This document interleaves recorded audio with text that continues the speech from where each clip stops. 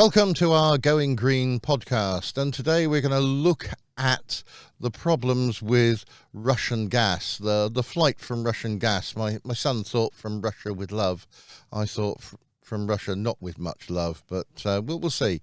So COP26 agreed to a lot of changes with what we're doing and how we're doing climate change. Emissions and all those sorts of things. Yeah, but Putin seems to have put an end to this with his invasion in Ukraine, and that will stop our one viewer in Russia probably getting this. Right, so energy has been a big problem.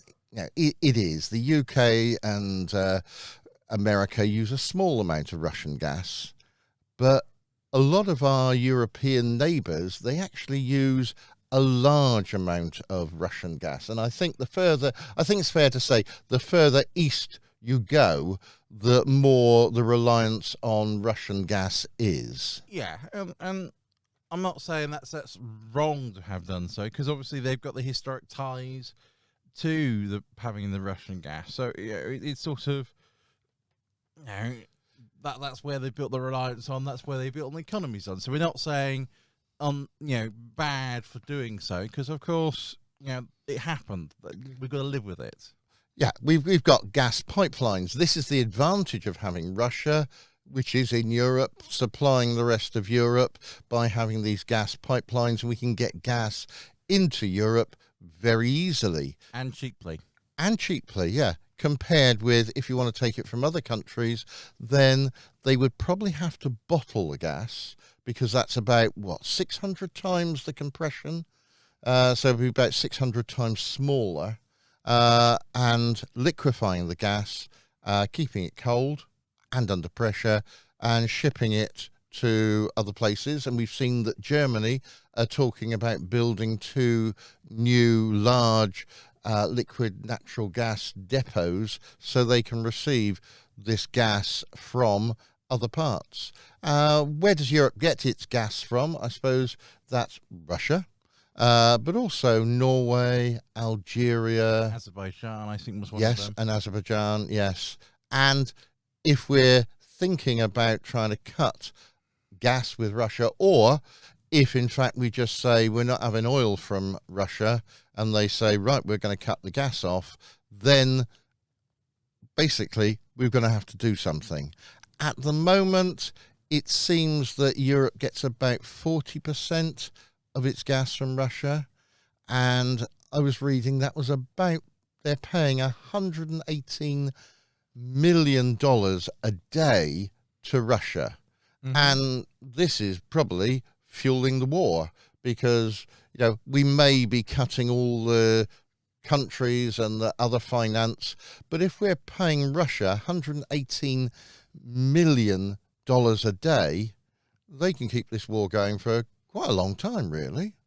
Well, yeah, this is the unfortunate thing. We're actually propping up the war chest with all, but we've been, unfortunately, the critical part of this statement is sort of, we've been trying to buy Russian gas as opposed to using, say, let's say, instead of drilling out the North Sea oil or to get rid of it, is not to say no to drilling the North Sea oil, but is to say North Sea oil is hard to extract, but also there's problems of pollution, whereas in Russia, where they've got ground oil wells, it's a lot safer, cheaper, and I wouldn't say more economically viable. That's the wrong way to put it, but it was a much easier and cheaper way of getting oil and gas than pumping it out from the North Sea. Mind you, they've certainly got an awful lot of pollution out there, and the difference is that if we make a bit of pollution, it's a big story, and if Russia make a bit of pollution, a lot of pollution, or destroy a country, it doesn't appear in the news because it's all state controlled, or and they don't want to. Yeah. So they don't say anything about it, and trying to get round Russia in the past has been very difficult, and I can see in the future will also be very difficult, because just getting to Russia seems to be becoming more difficult. So let's have a look at what are the alternatives here then. So if Russia cuts off the gas, or better still, we decide for the we UK, say no to US, Russian gas. and Europe say no to the gas. What are our alternatives here? Well, the answer is we haven't got much. But that's not the critical state, because we have been, and Europe has been thinking about this problem for a while, in the effort to, say, decarbonise itself. Because obviously we've been going for trying to decarbonise ourselves to make ourselves carbon neutral and those sort of things. So we did think sort of, nuclear power, that's always a good state, and the EU's had a fight amongst itself of whether they classify it, nuclear power as a transition energy resource, because of course France is powered by nuclear energy, whereas lots of other countries aren't. I know Germany. Recently Germany's cut its nuclear power plants. USA has also closed down some of its nuclear power plants, but, in an effort to sort of say we don't want nuclear power, because of course that's, although clean, it is not ecologically friendly or Safe. It's one of those issues that way. So they've cut all these things down. Now, previously, when they cut those things, they had to replace it with something. I know America replaced it with lots of gas turbines, because they're trying to go for the gas to power it, because it's much cleaner rather than coal. Whereas I know Germany actually increased its coal demand / output. It increases how much coal it was using to burn power. It's something daft like 18%. To carry over the power.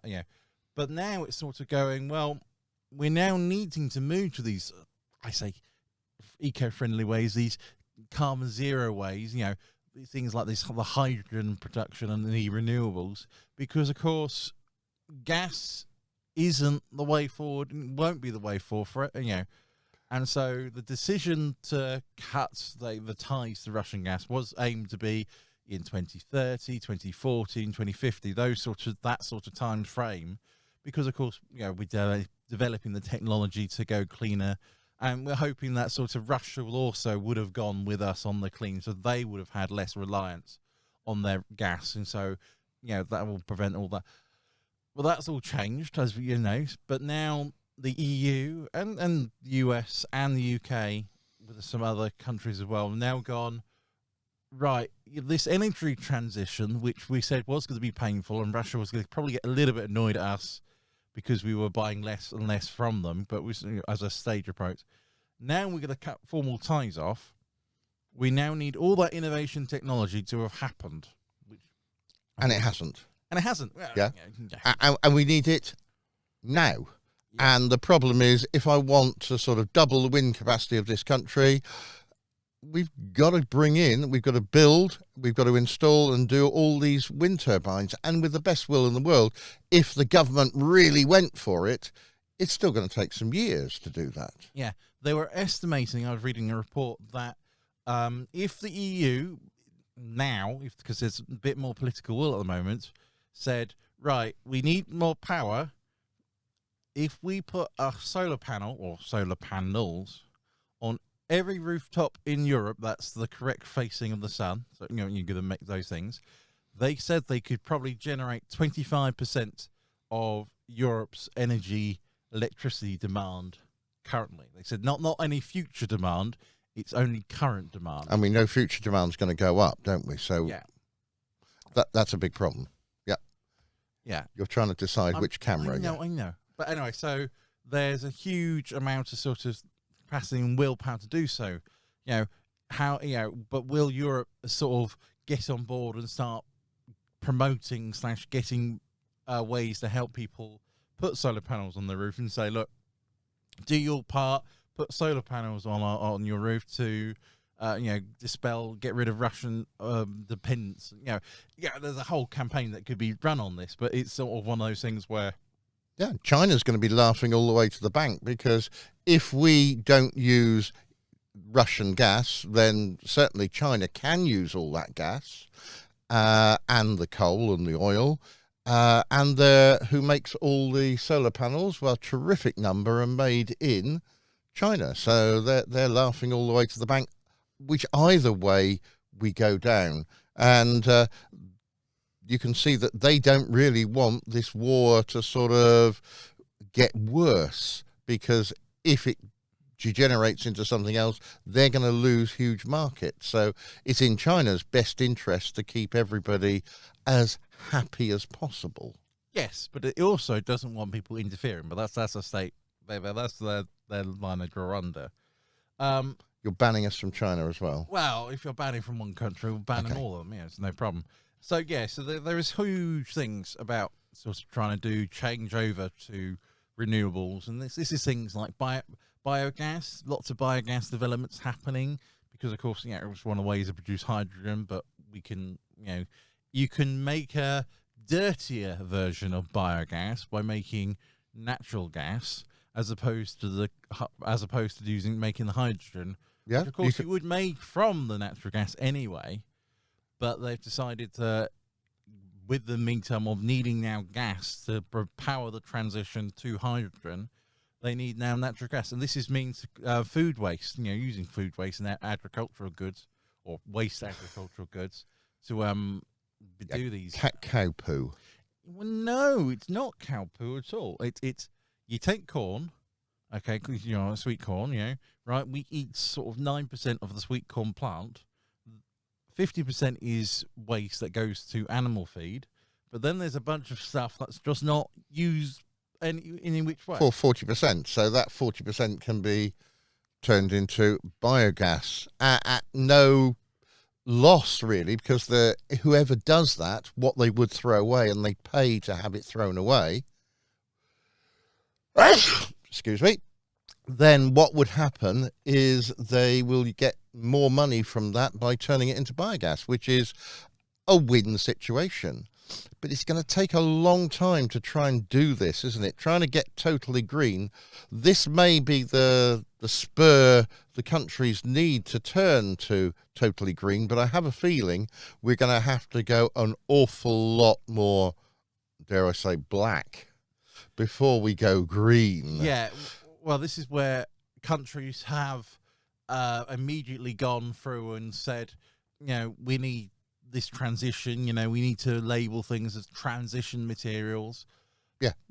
We've got some old coal power plants. We could actually still get them working, and we could supply power with that coal for a while. And it's dirty, and it's not a good idea, but it may be the only alternative. Well, yeah, because they need the power now. This is the whole problem of things, where we were planning, I'd say Europe as a whole, were planning to transition away from the gas over 30 to 40 years. Yeah, I've been looking at a lovely report, and I thought, oh, this is rather good. And then I read the date, 2008, and it shows that this has been on people's minds for a long, long time. But then you look at what governments have done, and it's not the government in the UK. It seems to be virtually all governments have been moving incredibly slowly on this, and perhaps they now need to sort of hasten the pace. Yes, and it's going to be a little bit of effort to do that. In this country, we've got places underground where we could dig up coal. We used to have big coal mines. We could do that.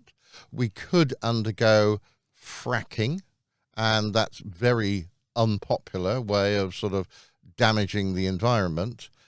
But it may be our only recourse to do this for a period of time, and we've got to try and make a decision here about what we're trying to do. Yes, we do want to go green. We want to go all green energy. Yeah, that'd be great. But if we haven't got some of the gas, we're going to need to sort of supply that in the short term. And maybe in the short term, that means we've got to go and dig up some oil in the North Sea. Maybe we have to do some fracking.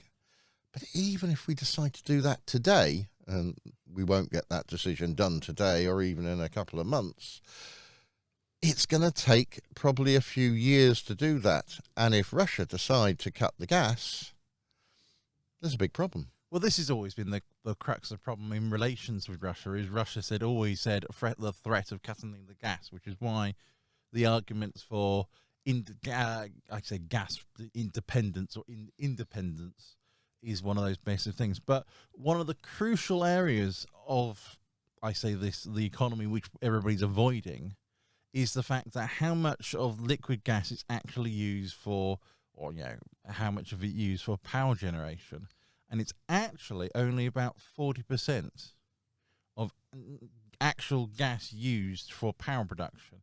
60% of the gas is actually used for other things. Now, a major part of that, so it's sort of like 20% of that, is actually used to burn, and not to burn in power, but to burn as a way of heating things. We're talking working with steelworks and all those sorts of metallurgy. Well, I say metallurgy, the metalworks, where they actually need these huge furnaces to melt metals to make stuff, and they use gas as a cheap way to heating all those furnaces to hot temperatures to do so. Now, there was a report I read about saying, could you transfer all that into electrically power? So you would have basically no gas power to heat, only electrical power. And they were saying the price of the gas, or just to heat the furnace up to cook it, is actually a reasonable price at the minute. It's not, yes, there's a price up, but it's not too bad. But so going to the electric power, it costs 4 times more per unit of energy, effectively, and that's standard for heating people's homes. Gas has always been cheaper to heat people's home than electric, and so you're now saying, how can we transition to make the electric more cheaper than using gas? Because gas is actually a fairly decent resource in how much energy output it goes. You think burning it is so more I would say efficient, but it's so much easier and cleaner than to do an electrical heater. We've known this for a while in terms of it's the efficiency of materials in creating heat, where gas is sort of, well, it's practically easier to try and do something. If I want to, let's say, solder something, as a plumber, you would sort of just use a flame to go around there, and you just switch it on, you got the flame, you do something, and you switch it off, and you've used a small amount of gas. To do electric, you've got to take the time to heat the thing up, then do it, and it's not as good as doing it, uses up a lot more energy, and then you've got a period of cooling down as well. So some tools are better designed for gas. And this is another problem that we face, that certain things require gas, and therefore we've got to continue with gas, but maybe just gas not from Russia. We've got to try and find a way of doing this. And while I'm thinking of that, the gas prices are going up, the oil prices are going up, and petrol prices are going up. We've got to go and get some petrol today, and we will say that it's going to cost me so much today, but it's still going to be a lot, but it'll be even cheaper to buy it today than it will be perhaps in a week or a month's time. And every time they put the prices up, because they're worried about sort of how much fuel will come, because it hasn't stopped yet, that's putting more money in Putin's bank to help pay for, more tanks and more soldiers and more sort of destruction of Ukraine. Yeah, and is this one of those things where this how the gas market is built, based on the futures market, where they don't know how much supply demand there is, so they make a guess, and people predict on that guess. It's a whole problem of sort of not knowing. Let's say we use barrels instead of sort of a pipeline, but you sort of, I don't know how much pipeline or how much stuff's in that pipeline per second. It's where the economy, or necessarily the gas economy, has been built a certain way, admittedly to help, I say finance, to help the gas companies get lots of money and get rich, get rich quick scheme. But it doesn't help that sort of the Russian gas hasn't been cut off. Well, it might be very soon. We're expecting. Might be by the time we publish this. Yeah. But, the UK said it's going to cut gas by the end of this year, which means that we, instead of having an instant cut off and suddenly going, there's no gas anywhere. We'll have a year to transition. So surely people who the gas price, saying, looking at how much supply, well, they know it's going to go up by the end of the year, but we've got the same amount of gas coming through already. So therefore the gas price shouldn't increase. Right. So can we then, and that's another idea, can we actually use less gas? Well, in a home, there is a way of using less gas, and that is you turn your heating down a little bit. Perhaps if you turned your central heating down by 1 degree, you probably wouldn't notice, but you would use a significant amount of less of gas. And if I do that, and you do that, and everybody else does that, then that can save a significant amount of gas. But that's not necessarily the gas that's coming from Russia. No. This is the crux. The major gas that comes from Russia is actually more, I say, larger gas, if that makes any sense. It's the stuff, it's less refined, so it has to come to a refinery here in the UK or wherever it comes from, and then it's processed into nice burning gas, because they make all the other stuff from it. Things like the tarmac and all those other products from it, and but there's a whole wave of sort of how many companies, as BP and Shell, they've just pulled out from Russia. BP owned I say a 20% stake in the Russian gas firm, which they pulled out and they just sold, and they just Well, I don't think they have sold it yet. I think they said they were in the process of doing or just ignoring it or whatever. But yeah, but it's a problem. It's a problem, yeah. So but this is the whole, that energy supply was in demand talking, but they were making money. It's a whole system of who owns what, and don't get started on the Russian oligarchs problem, but it's they take money away from the UK and then they put money in, and it's complicated because they're trying to, find where profit margins are, as a company itself. So we've looked at this problem that Russia could cut the gas off. They haven't yet, but they're threatening, and they may well do that. That's going to be a really big problem. Could some of the rest of Europe help? The answer is technically yes. So there is a national grid around Europe of electricity, and there is a national grid around Europe of gas pipes to supply.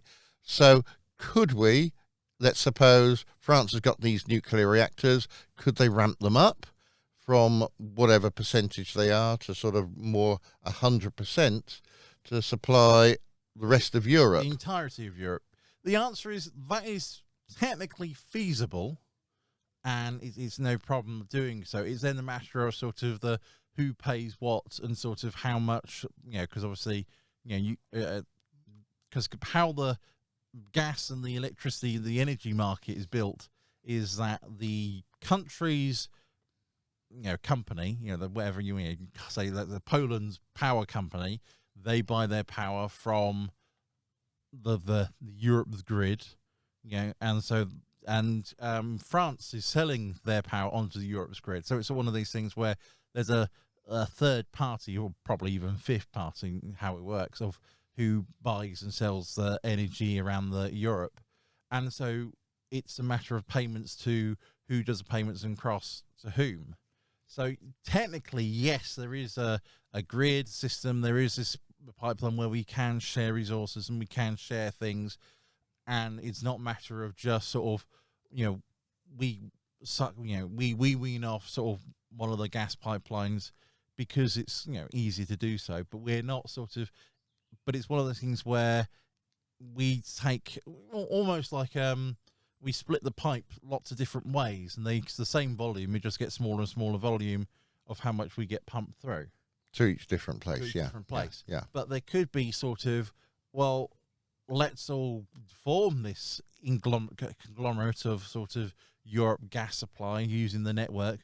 But that could be a downside in relation to, But what if one country wants to use more, wants to use, or even worse, or I say even worse, even better, wants to use less, and then we've got this sort of gas pipeline not doing much, or even, these stocks are not doing so well. It is this sort of, yes, there's unity amongst Europe to do things, except, of course, Europe is in three minds. It's got the, we don't like Russia way, so we must stop. Russia supplies everything we have, so we need to, we want to have all the stuff, but we need Russia's on our side.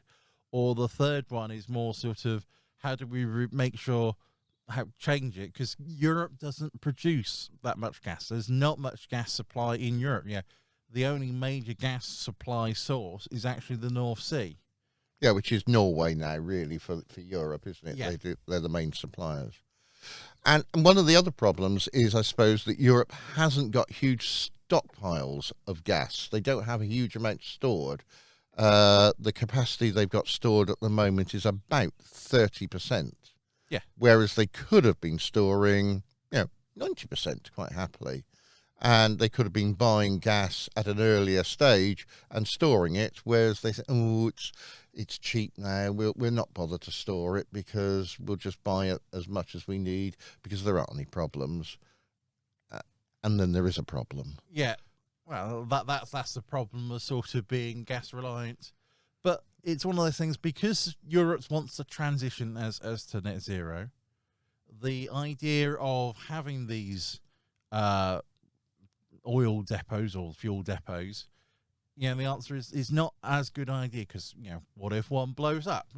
Bad thing. So having sort of, almost on-demand style of economy is actually been beneficial to prevent, say, issues of sort of natural disasters or man-made natural disasters.